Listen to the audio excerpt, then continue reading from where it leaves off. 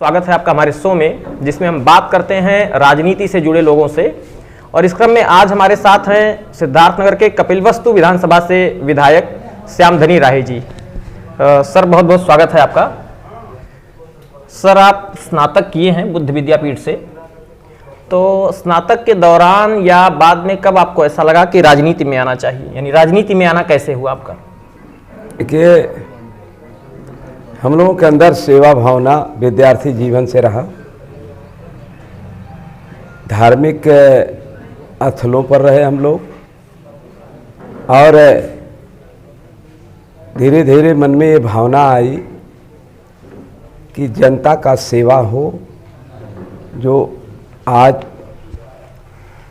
ये अपनी आवाज़ को पहुंचा ना पाए रहे हों, ऐसे लोगों की सेवा होना जरूरी है। इस नाते ये हम लोगों के अंदर ये भावना आई, सेवा करने की भावना से हम लोग जो है इस प्रवेश में आए हैं। और उसके बाद विद्यार्थी जीवन से हम लोग अपने गुरु महाराज बाबा राम नारायण दास जी के सानिध्य में श्री सिंहेश्वरी देवी मंदिर पे रह करके शिक्षा ग्रहण किए। और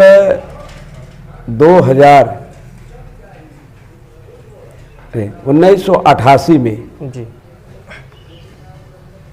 सेवा संकल्प की भावना से नौगढ़ विकास खंड में प्रथम बार मैं, उस समय जिला परिषद सदस्य का चुनाव होता था जिसे प्रधान द्वारा चुना जाता था। उस समय मैं 1988 में जिला परिषद सदस्य बना नौगढ़ ब्लॉक से। और वहीं से धीरे धीरे धीरे धीरे मेरे मन में सेवा करने की भावना निरंतर बढ़ता गया। और 2002 में हम लोग परम पूज्य गोरख पीठाधीश्वर परम पूज्य योगी आदित्यनाथ महाराज जी के सानिध्य में हिंदिया वाहिनी संगठन में अपनी भागीदारी सुनिश्चित किए। उसके पहले भारतीय जनता पार्टी का हम लोग माननीय धनराज यादव जी के साथ काम कर रहे थे। और पुनः जब ये पूर्वी पूर्वांचल में राष्ट्र विरोधी गतिविधियाँ, हिंदू विरोधी गतिविधियाँ, गौ माता की हत्या, ये चरम सीमा पर बढ़ रही थी 2005 में, तो परम पूज्य योगी आदित्यनाथ महाराज जी ने एक संगठन हिंदिया वाहिनी गांव स्तर पर बनाकर हिंदू धर्म संस्कृति के मान सम्मान को कैसे सुरक्षित रहे, उस दृष्टि से परम पूज्य महाराज श्री ने बनाया था। और माननीय राघवेंद्र प्रताप सिंह जो डुमरियागंज के विधायक थे, पूर्व विधायक थे, चुनाव लड़े, उनके सानिध्य में हम लोग संगठन का काम प्रारंभ किए। और उसके बाद धीरे धीरे हम लोग जो राष्ट्र विरोधी गतिविधियां जिनके अंदर पनप रही थी, दुर्घटनाएं हो रही थी कपिलवस्तु सीमा पर, सिद्धार्थनगर सीमाओं पर, तो परम पूज्य महाराज श्री के सानिध्य में हम लोग ऐसे गतिविधियों पर विराम लगाने के लिए संगठन तैयार करके उसका विरोध किया करते थे।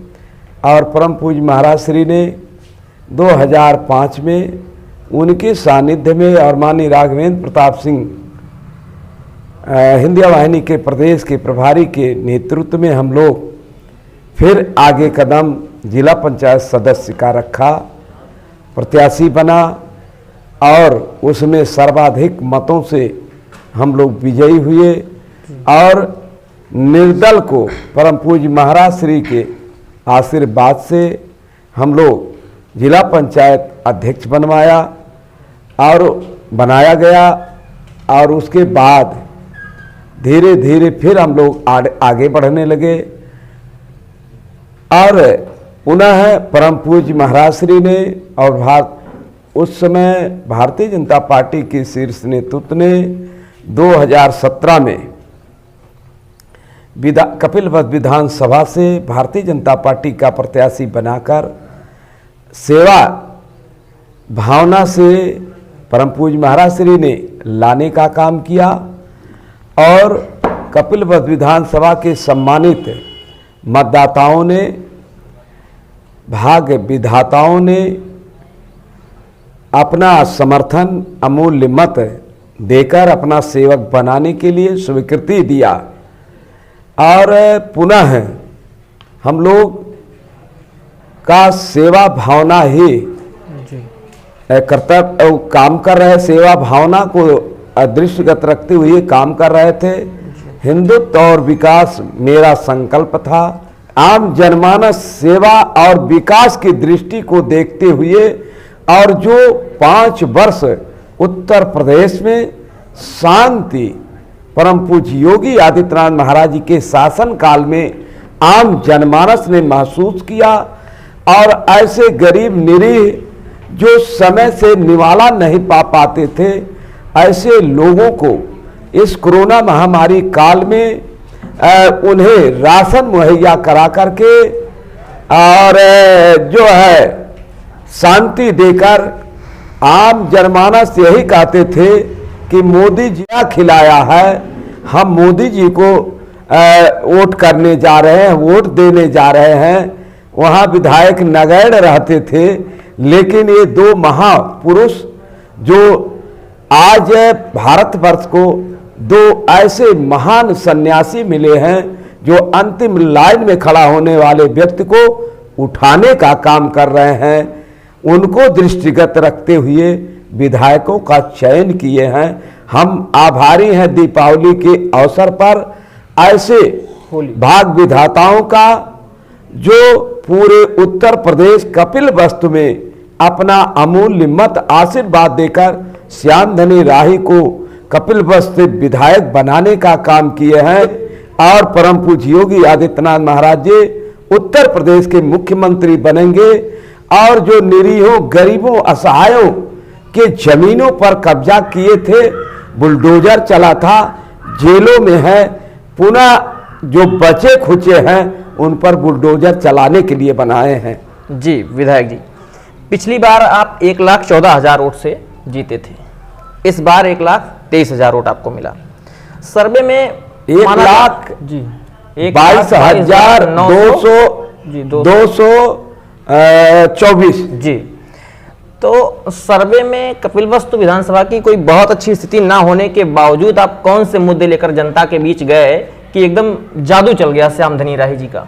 देखिए, वो जादू तो आज मोदी जी का, परम पूज्य महाराज श्री का है, और जो ये आंकड़ा प्रस्तुत किए थे वो कहीं उनकी मानसिकता जो है कुंठित थी, क्योंकि आम जनमानस तो उसी तरह से अपने सेवक को पसंद कर रहे थे, लेकिन कुंठित मानसिकता को, और जिनकी मानसिकता कुंठित है ऐसे लोगों से मेरा कोई सरोकार नहीं होता है। हमारा सरोकार तो जो भाग्य विधाता थे, जो भाग्य को तय करते हैं, उन पर मेरा भरोसा था और परम पूज्य महाराज श्री का ये अपने सेवक के ऊपर भरोसा था कि हम श्यामधनी राही को पुनः सेवा भावना से के लिए भेज रहे हैं, तो आम जनमानस उस सेवक को स्वयं पसंद करेगी, अपना अमूल्य मत देगी और विकास के कार्यों को पूर्ण कराएगी।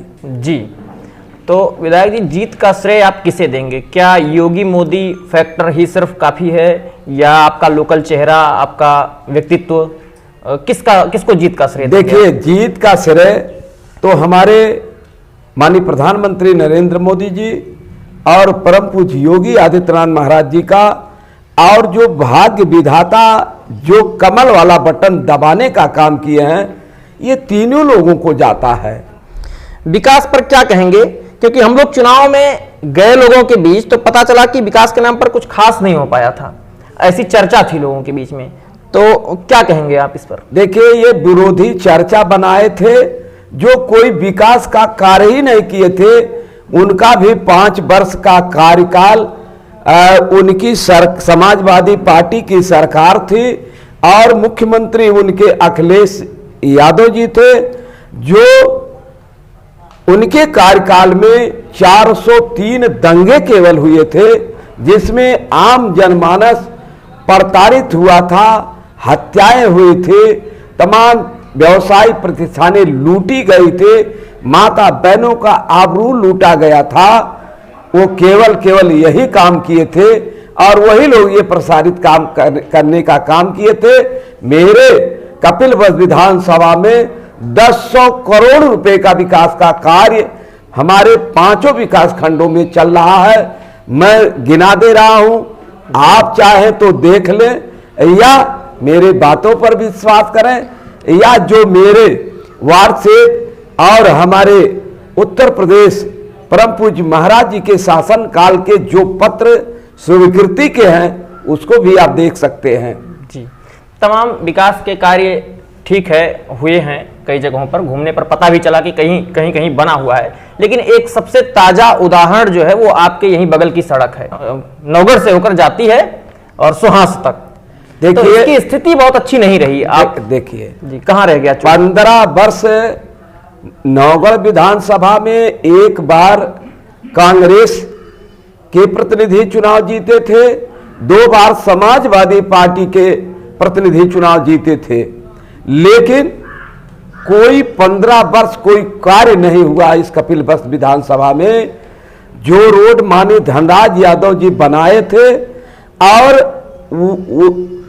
वही रोड कपिलवस्तु और नौगढ़ विधानसभा एक बार था, 2 बार से कपिलवस्तु हो गया जी। तो वही विकास रहा। उसके बाद कोई नई सड़कें नहीं बनी थी।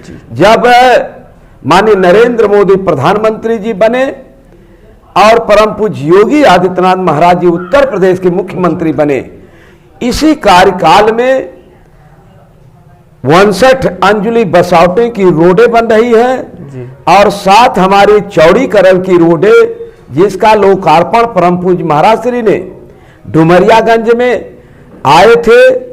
विकास के कार्यों का शिलान्यास लोकार्पण 525 करोड़ रुपए का उन्होंने विकास के कार्यों का शिलान्यास लोकार्पण किए थे, जिसमें कपिलवस्तु का जो हिस्सा था 208 करोड़ 59 लाख था।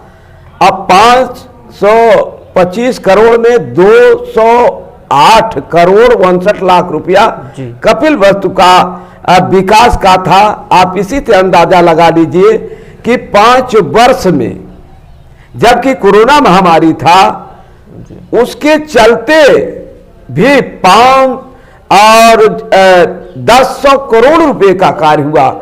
18 करोड़ का मेरा पुल जो है मारूखर कला सियरा पार बूढ़ी राप्ती पर बन रहा है। 14 करोड़ का पुल यहाँ हमारा सोनपुर बांध से होकर जो नगवा होकर के रोड जाती है मोहाना, उसका में मिलती है, वो जमुआन नाले पर 14 करोड़ का पुल बन रहा है। और जिस रोड का चर्चा अभी आप किए हैं, जो है दीपावली के अवसर पर 2 तारीख को परम पूज्य महाराज श्री इसकी स्वीकृति किए, 24 तारीख को वित्तीय स्वीकृति हुआ और वर्चुअल इसका शिलान्यास हुआ और टेंडर हो गया है। अब ये कार्य इधर आचार संहिता लगने के नाते कार्य प्रारंभ नहीं हो पाया। अब इधर आचार संहिता जो ही हटेगा इसका कार्य प्रारंभ हो जाएगा। 46 करोड़ रुपए की ये रोड है और अपना घर तो सभी लोग बनाना चाहते हैं, लेकिन हम दूसरे के घर को बना के अपने घर का रोड इसको स्वीकृत कराए परम पूज्य महाराज से। मुझे विश्वास था कि परम पूज्य महाराज से जो भी मेरा अंतिम वर्ष में कार्य रहेगा वो सभी कार्य परम पूज्य महाराज श्री ने स्वीकृत किया। जी, तो हम ये मान सकते हैं कि इस 2022 में ये सड़क बनके तैयार हो सकती है, संभावना है ऐसी? देखिए, ये तो ठेकेदार क्योंकि कभी ये बाढ़ क्षेत्र है और एकदम अंतिम चरण आ चुका है जी। इस नाते हम लोग भी इस पर लगेंगे कि जल्द से जल्द, क्योंकि पैसा आ गया है तो जल्द से जल्द जो 15 वर्षों से इस सड़क पर कठिनाइयां झेले हैं उन्हें अच्छी सुविधा। देखिए अभी हमारा मोहाना से लोटन में बनवाया हूं, चौड़ीकरण सुंदरीकरण, और मैं ककरही से गाय घाट चौड़ीकरण मेरी रोड हो रही है, और उसका से बिरजमनगंज हमारा चौड़ीकरण हुआ है, सनई से जगमोहनी हमारा चौड़ीकरण हुआ है जी। और इस तरह से हमारा जो है राष्ट्रीय राजमार्ग जो है लोटन में एक बहुत प्रतिष्ठित हमारा मंदिर है जो है जगन्नाथ स्वामी मंदिर, वो बांध के अंदर मंदिर है, वो कार्य हो रहा है। 7 करोड़ रुपए का कार्य लोटन ब्लॉक में उधर हो रहा है, और तमाम रोड बन गए हमारे, जैसे सुसना की रोड हमारी बन गई है, और लोटन से जो है सीमा रोड हमारा बन रहा है, और हमारा वही जो है समाजवादी के वही उनका मकान था जो है पकड़ी में, और पकड़ी रोड वही 3-3 दिन 4-4 दिन सड़क उनके कार्यकाल में फंसी रहती थी, सड़कें फंसी रहती थी, और उसको मैं वही चौड़ीकरण परम पूज्य महाराज श्री उत्तर प्रदेश में ही नहीं केंद्र में आज बम बम हो रहा है। दोबारा विधायक इस बार हुए हैं, पहली बार 2017 में और इस बार 2022 में। कौन सा चुनाव आपको कठिन लगा, 2017 का चुनाव या 2022 का चुनाव, या कौन सा चुनाव आपको लगा कि ये थोड़ा मतलब आसान रहा दूसरे की तुलना में? देखिए हम लोगों को चुनाव कोई कठिन नहीं लगा, क्योंकि पूर्व से हम लोग भाग विधाताओं के संपर्क में थे, और कहीं किसी प्रकार का कोई अड़चने आती थी तो उसको परम पूज्य महाराज श्री से दूर कराते थे हम लोग। और भारतीय जनता पार्टी में जब हम काम कर रहे थे तो माननीय धनराज यादव जी से मिलकर काम कराते रहते थे। इस नाते चुनाव, क्योंकि परम पूज्य महाराज श्री का आशीर्वाद था और आम जनमानस का आशीर्वाद पूर्व से मेरे ऊपर था, इस नाते चुनाव हमें कठिन नहीं दिखाई दे रहा था। लेकिन चुनाव को कठिन बनाने के लिए आज अंतरराष्ट्रीय जो सोच थी कि उत्तर प्रदेश में भारतीय जनता पार्टी की सरकार न बने, और परम पूज्य योगी आदित्यनाथ महाराज जी जब मुख्यमंत्री नहीं बनेंगे तो 2024 का जो चुनाव है माननीय नरेंद्र मोदी प्रधानमंत्री बनाने के लिए, वो प्रधानमंत्री नहीं बन पाएंगे। तो जिस तरह से आतंकवाद नक्सलवाद पूर्व की सरकारों में, चाहे बंबई ब्लास्ट हुआ हो, चाहे गोरखपुर हुआ हो या बनारस हुआ हो, उन गतिविधियों को पुनः संचालित करने की मानसिकता बना करके लोग बैठे थे। लेकिन धन्य है उत्तर प्रदेश के भाग्य विधाता कि उनके मंसूबों को चूर करने का काम किए, उत्तर प्रदेश में पूर्ण बहुमत की सरकार बनाने के लिए संकल्पित थे। जी, सरकार बन गई है।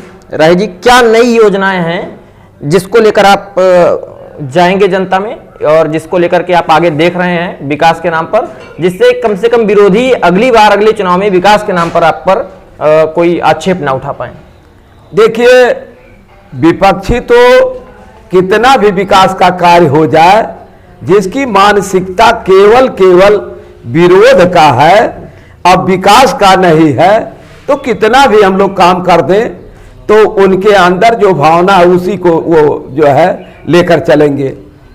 फिर भी आपकी कोई योजना, ऐसी कोई योजनाएं हों कि हम अब आगे ये ऐसा काम करना चाहेंगे कि जनता जो है सीधे हमसे जुड़े? देखिए, अब जो छूटे हैं रोडें, जो थोड़ा, क्योंकि पैसे तो हमारे हर रोडों पर आ गया है, रिपेयरिंग का पैसा सब आ गया है, और उस समय पैसा आया रिपेयरिंग का जब हमारा जो है चुनाव आ गया, चुनाव के पूर्व पैसा आया, आज सूचना जारी हो गया, और इधर कार्य हमारे प्रारंभ हो गए हैं, ज़्यादा से ज़्यादा कार्य प्रारंभ हो गए हैं। जो छूटे हैं उसको पूर्ण करने के लिए हम संकल्पित हैं, क्योंकि हमें पूर्ण भरोसा है कि जो 10 करोड़ का प्रोजेक्ट कपिलवस्तु में चल रहा है वो पूर्ण होने के कगार पर है, और जो लेकर के हम महाराज जी के चरणों में जाएंगे, क्योंकि वो विकास और जमीनी स्तर से 5 बार सांसद रहे गोरखपुर और पुनः मुख्यमंत्री हुए हैं, और क्योंकि उनका भी ये संकल्प है हिंदुत्व और विकास, उसी हिंदुत्व और विकास के उस संकल्प को लेकर हम लोग चल रहे हैं। यही मेरा सपना है कि कपिलवस्तु विधानसभा की आम जनमानस स्वस्थ रहे और उनके जो है धन और धान्य से वो संपन्न हो। जैसे किसान फसल दूना करने के लिए भारतीय जनता पार्टी शीर्ष नेतृत्व माननीय नरेंद्र मोदी प्रधानमंत्री जी, परम पूज्य महाराज श्री संकल्पित हैं, उसी तरह से हम लोग उस संकल्प से जुटकर कपिलवस्तु के जनमानस की सेवा करने के लिए संकल्पित है। यही मेरी मनोभावना है। इसी के तहत आगे बढ़ने का काम हम लोग कर रहे हैं, विकास के कार्यों को। और जो आज शिक्षा, तो परम पूज्य महाराज श्री के कार्यकाल में स्कूल चलो अभियान के तहत आज जो ऐसे गरीब निरीह गांव में थे जो पूर्ववर्ती सरकारों की जिन पर निगाह नहीं जा रही थी, ऐसे लोगों के बच्चों को निःशुल्क उनका ड्रेस, पुस्तक, बस्ता, जूता मोजा, स्वेटर, ये सब दे करके कि ऐसे लोग अपने बच्चों को शिक्षित विद्यालय भेजने के लिए शिक्षित कराकर उन्हें उनके पैरों पर खड़ा करने के लिए आज सरकार संकल्पित है। उसी के तहत कार्य हो रहा है। जी, जनता ने एक बार फिर योगी सरकार पर और श्यामधनी राही पर भरोसा किया है, क्या कहेंगे जनता से? देखिए, जिस भरोसे के तहत विश्वास किए हैं उनका विश्वास पूर्व में हम लोग पूर्ण करने के लिए संकल्पित थे और पुनः संकल्पित हैं। और जो ये राष्ट्र विरोधी गतिविधियां थी उस पर विराम लगा है परम पूज्य महाराज श्री के नेतृत्व में। और पुनः परम पूज्य महाराज श्री ने कहा है कि जो बचे खुचे हैं वो अपने को स्वयं या तो प्रदेश छोड़ दे और नहीं तो जो उनके अंदर भावनाएं, मानसिकताएं गंदी है उसको दूर कर ले, नहीं तो फिर AK-56-47 के वो गोलियों के निशाना बनेंगे, बुलडोजर चलेगा। उनमें सुधार करने के लिए पहले बोल दिए हैं। जी, तो होली आने वाली है, होली का रंग तो रंगीन हो गया। होली की आपको बहुत बहुत शुभकामनाएं और आशा करते हैं, उम्मीद करते हैं कि इस बार विकास का वो पैमाना आप स्थापित करेंगे कि सिद्धार्थनगर के और 5 विधानसभाओं से आप बहुत आगे जाएंगे। बहुत बहुत धन्यवाद।